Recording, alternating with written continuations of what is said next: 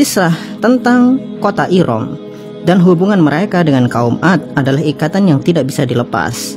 Iram adalah salah satu kota legendaris yang kemegahannya tidak bisa dibandingkan dengan bangunan apapun di bumi ini. Sampai-sampai Allah Subhanahu wa taala firmankan, Iram dzatil imad allati lam yukhlaq mithluha fil bilad. Dan Iram yang mempunyai tiang-tiang tinggi yang tidak pernah dibuat seperti itu di negeri manapun. Hebat sekali Iram ini, bahkan dicap oleh Allah Subhanahu wa taala tidak pernah dibuat seperti itu di negeri manapun. Artinya, bahkan kemegahan Burj Khalifa sekalipun tidak sebanding jika dibandingkan dengan Iram. Iram dibangun oleh Shaddad bin Ad bin Aus bin Aram bin Syam bin Nuh alaihissalam. Dulu Ad, ayahnya Shaddad, adalah raja yang hebat, tetapi sayang dia penyembah bulan. Kerajaan yang dia bangun berada di daerah Ahqaf, yaitu daerah Aden, Yaman. Dulu mereka adalah peradaban paling modern dengan manusia-manusia berotak cerdas dan berfisik layaknya manusia super. Mereka memahat batu-batu dan memindahkan batu-batu besar dari satu tempat ke tempat yang lain dengan alat-alat modern di masa itu, yang mungkin rancangan-rancangan alat-alat yang pernah mereka buat tidak akan bisa dibuat oleh manusia hari ini.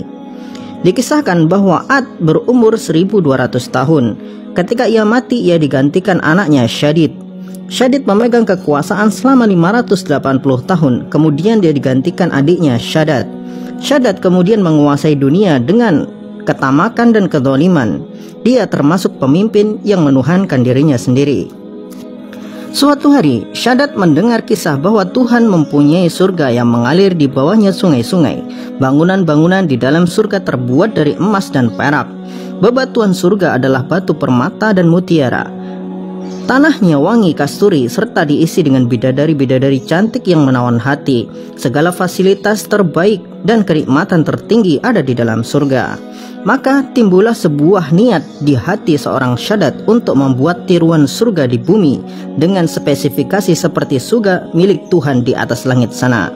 Kemudian untuk mewujudkan keinginannya itu, ia kumpulkan menteri-menterinya yang berjumlah 1000 orang beserta para arsitek dan ahli bangunan terbaik untuk merancang surga impian Shaddad.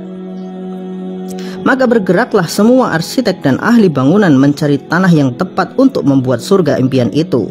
Selama 10 tahun lamanya mereka mencari. Pada akhirnya mereka menemukan tempat yang tepat di daerah Aden, Yaman. Di sana ada sungai-sungai yang tidak terlalu besar juga tidak terlalu kecil, dan tanahnya sangat subur. Maka dimulailah proyek pembangunan surga dengan melibatkan para arsitek dan ahli bangunan dari penjuru dunia. Kala itu, untuk memenuhi kebutuhan emas dan perak sebagai lapisan bangunan supaya benar-benar mirip dengan surga milik Tuhan di atas langit sana, maka Shaddad memerintahkan prajuritnya untuk mengumpulkan semua emas dan perak serta batu-batu permata dan mutiara dari setiap orang yang ada di bumi ini. Siapapun yang melawan harus dibunuh. Inilah obsesi paling gila yang pernah dimiliki oleh manusia. Pada akhirnya kota surga itu selesai dikerjakan dan hampir memakan waktu 1 abad lamanya. Bangunan yang terbuat dari batu berlapis emas dan perak berjejer-jejer di kota itu. Sungai-sungai yang diatur sedemikian rupa sehingga sangat indah dihiasi dengan bunga-bunga berwarna-warni. Mutiara-mutiara dan batu-batu permata ditebarkan di dalam sungai sebagai kerikil dan pasirnya. Minyak kasturi dan minyak ambar disiramkan di setiap sudut-sudutnya. Benar-benar bangunan yang sangat menakjubkan yang belum pernah dibuat dimanapun di bumi ini. Maka hari peresmian pun telah tiba. Shaddad mengumpulkan orang-orang hebat kerajaannya serta manusia-manusia di luar kerajaannya untuk menyaksikan surga buatannya yang paling megah dan paling hebat di bumi. Sebagai pelengkap, Shaddad menyiapkan gadis-gadis muda dan masih perawan untuk dijadikan pelayan-pelayan di surga layaknya bidadari-bidadari surga. Gadis-gadis perawan itu didandani secantik mungkin dan berbaris rapi untuk acara peresmian sekaligus perayaan karena surga telah dibuat di bumi. Maka berjalanlah iringan-iringan itu menuju surga yang telah dibuat oleh Shaddad. Ketika iringan-iringan itu telah sampai di depan gerbang surga, Allah Subhanahu wa taala kirimkan malaikat untuk mengazab mereka.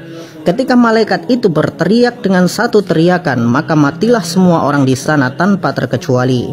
Kemudian Allah Subhanahu wa Ta'ala kirimkan badai pasir untuk membenamkan mereka semua serta bangunan itu di dalam tanah. Maka berakhirlah sudah kesombongan seorang Shaddad bin Ad.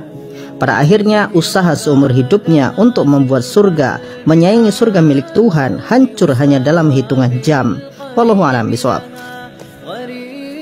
Tapi nanti dulu, agar supaya manusia-manusia berotak sungsang tidak bilang ini adalah dongeng, kita sampaikan bahwa kota Iram ini telah ditemukan, dan penemuan ini berkat petunjuk dari Al-Quran.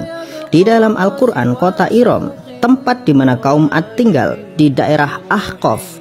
Kata Ahqaf sendiri ternyata bukan nama satu tempat, tetapi penyebutan suatu daerah, yang berarti daerah berpasir miring. Dari petunjuk ini, para peneliti menemukan satu daerah di Aden, Yaman, dengan daerah berpasir miring. Setelah dilakukan penggalian, ditemukan kota Iram di bawah pasir itu, tertimbun selama ribuan tahun lamanya. Jadi, ya, mohon maaf, kalian para manusia berotak sungsang, kami sudah membuktikan bahwa Al-Quran itu benar. في القلب مشاعر أخفيها قد أشرقت الشمس عليها عن خطط لم أعبأ فيها ستكون بأيامي فرقا فحياتي قبل الحلقات تيه بضياع